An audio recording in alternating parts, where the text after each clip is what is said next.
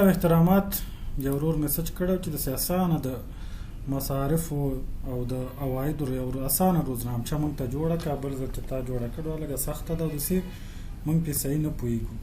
نو ګوره هغه دپاره مې یو ښایسته روزنامچه جوړه کړې. روزنامچه څه ته وایي؟ روزنامچه داسې یو کتاب یا یو کتابچه ده چې هغه کې ته روزمره خپل عواید لیکي، خپل مصرف لیکي، او د ورځ په آخر کې ته معلومات چې یاره ما سره څومره پیسې پاتې، زه په ګټه یم که په تاوان یم نن.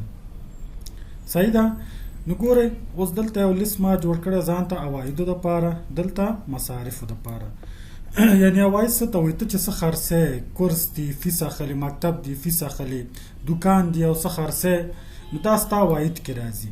مصارف کې هغه څه راځي چې ته یې مصرفې، ډوډۍ دی وخوړه، کرایه دی ورکه، روزمره خبره کوو ښه، هغه به مصارفو کې لیکي. بیا دلته آخره کې بیلانس کې ته باید تا ته معلوم شي چې تا سره اوس باید 100 روپۍ په دخل کې وي. لکه ته روزمره شیونه خرڅی فکر وکړه تا 4.5 روپو نن سودا وکړه، دغه ستا مصارف دی 2.5 نو تا سره باید جیب کې 100 روپۍ موجود وي، 3950. همدې دپاره موږ اکسل استعمالو چې محاسبې دپاره دا څه کېږي استعمالیږي، زموږ کار اسانوي. نو دا ډېر اسانه سیسټم دی، ځان ته جوړ کړئ. ګوره څو سلم یو ځای کړي، دلته عوایدو لیکئ، دلته عوایدو لیست، دلته مصارفو لیست، تاریخ ولیکئ، روزمره تاریخ چې کوم تاریخ هغه دلته لیکئ.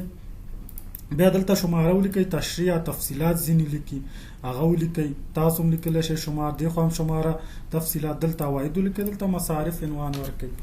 څه چې تا ته راځي د هغه دلته په عوایدو کې رسوه، کمې پیسې، خو هغه وضاحت ورکوه چې دا د کم درکه راغلي. مثال اوس دلته ما لیکلی دی چې احمد فیس راوړو د انګلیسي، فیصل کمپیوټر فیس راوړو، نجیب د هغه دا چې تل دلته باید درک لیکي، چې درک لیکي اتومات خپله دلته جمع کېږي. نو ګوره مساوي سم کوس شروع که، دغه ټول سلونه به انتخاب کې، کوس بند که، انټر که.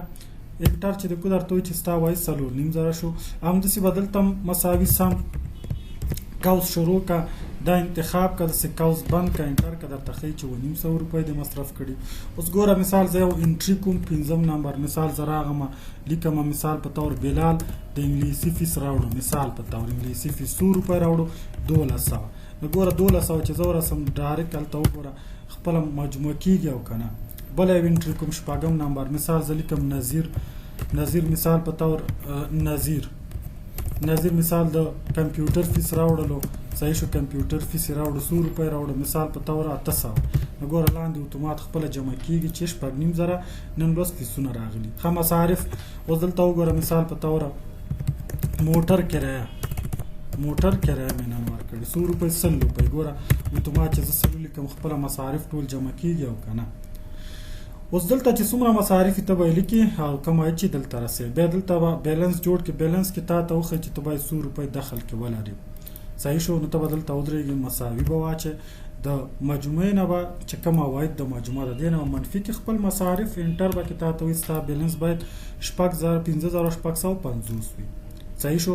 ورځ ختمه شوه، ښایسته پرنټر در سره دفتر کې ایښی دی، دا به داسې انتخاب کې، دا ټوله دا به داسې انتخاب کې ری به شي، فایل ته پرنټ ته به راشي او دلته به ورته ووایه چې پرنټ سلیکشن چې څه مې انتخاب کړي دا پرنټ کړه، ډایرکټ په پرنټ کلیک کړه، دا به پرنټ شي. دا ورقه ځان سره کېده، سبا راغی بیا دا پاک کړه، هېڅ مشکل نشته، هلته تا ځان سره ورقه ایښې ده.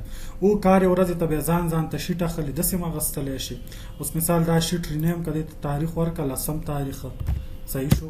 داسې سبا راغی دې شیټ یو بله کاپي وباسه، موو ور کاپي ته راشه، هم د دې شیټ کاپي وباسه، د کوم شیټ دی 10 یو نوې کاپي وباسه، کریټه کاپي اخر ته یې بوځه. اوکې همدغه رینیم که، مثال سبا 11 تاریخ دی 11، دا څه چې دلته هم تاریخ بدل که 11 که، دا څه چې د تېرې ورځې پاتې ټول دلته نه پاک که. صحیح شو؟ 0 به شي، بله ورځ بیا دلته خپله کاته شروع که لیکه.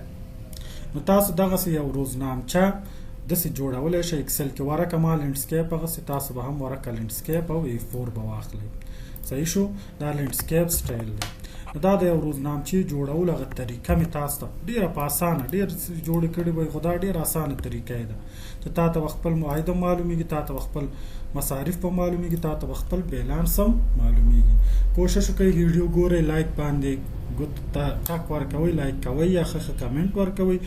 ویډیو خپل مرګلو سره شیر کړئ چې زموږ یوټیوب چینل مخکې لاړ شي. ان شاء الله آینده کې به دنه هم ښه ویډیوګانې تاسو ته په دې چینل کې اپلوډ کیږي. دعا کې یاد ساتئ. ښه وخت. خدای پامان.